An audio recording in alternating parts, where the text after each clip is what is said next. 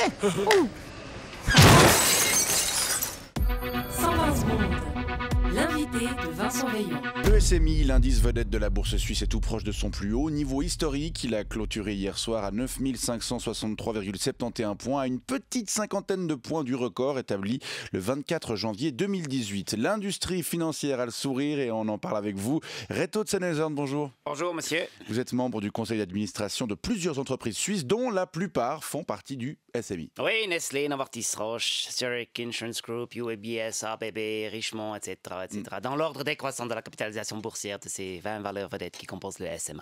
Alors c'est quoi cet indice? Vous plaisantez? Tout le monde sait ce que c'est le SMI. Je suis pas certain que tout le monde sait ce que Vous c'est. êtes roman. Le SMI, le Swiss Market Index, représente de manière indicielle la performance pondérée des 20 plus grosses capitalisations boursières du SPI, ça veut dire le Swiss Performance Index, qui lui représente l'ensemble de la performance de l'ensemble des valeurs cotées et échangées à SIX, Swiss Exchange, ça veut dire la bourse suisse à Zurich. C'est plus clair? C'est...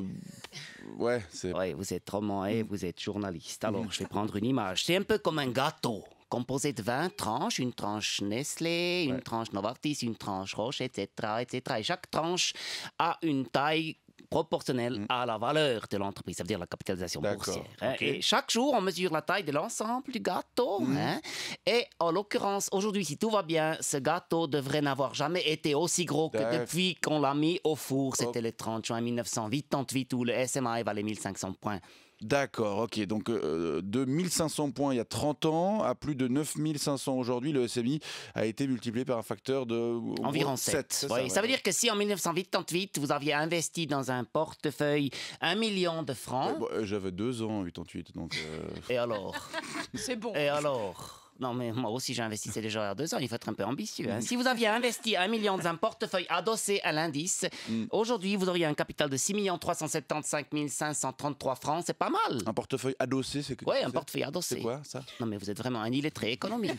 Non, un portefeuille adossé à l'indice, ça veut dire c'est un fonds de placement composé de manière pondérée de chacune des actions qui composent le SMI, en corrigeant ou non le free float, ça veut dire la partie négociable des actions prises en compte dans l'indice. Ça, c'est une question de goût. Je dirais de profil d'investisseur, c'est cas à cas. Il faut ouais, voir, c'est ça, ça dépend. avec votre conseiller financier. Vous êtes conscient que ce que vous dites là, c'est un peu du chinois pour la plupart des gens qui nous écoutent?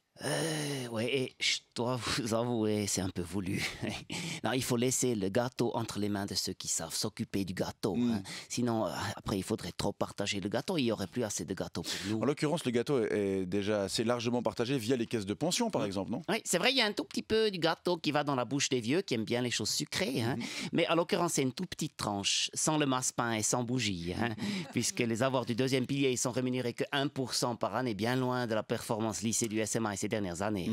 Non, l'essentiel de la croissance du gâteau, elle est pour nous, les investisseurs, les actionnaires, pour qui l'heure du dessert a bientôt sonné. Qu'est-ce que ça veut dire, ça?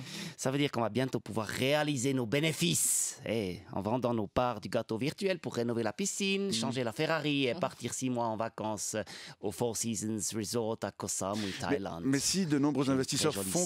là-bas. Si de nombreux investisseurs font comme vous et profitent de cette hausse à peu près constante du SMI depuis le début de l'année pour vendre massivement leurs actions, ça va faire redescendre l'indice? Oui, ma foi, c'est comme à Las Vegas. Il faut savoir arrêter à temps et profiter de ses gains dans la suite avec l'escorte.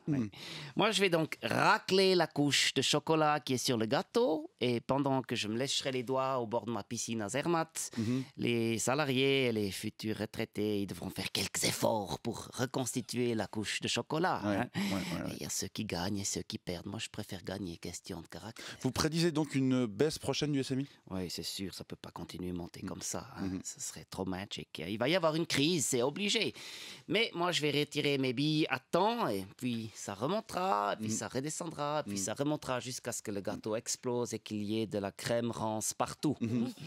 Ouais, il faut profiter avant. Moi, j'adore ce jeu. Très bien, Reto Excitant. Tsenezern, gros investisseur à la bourse suisse. Je vous remercie d'être venu tenter de nous expliquer le fonctionnement de cette bourse suisse et je vous souhaite une bonne journée. Merci, j'ai un peu du Givaudan, un peu de Suisse Ray à vendre, ça vous intéresse? Ah, bah alors, avec plaisir, merci.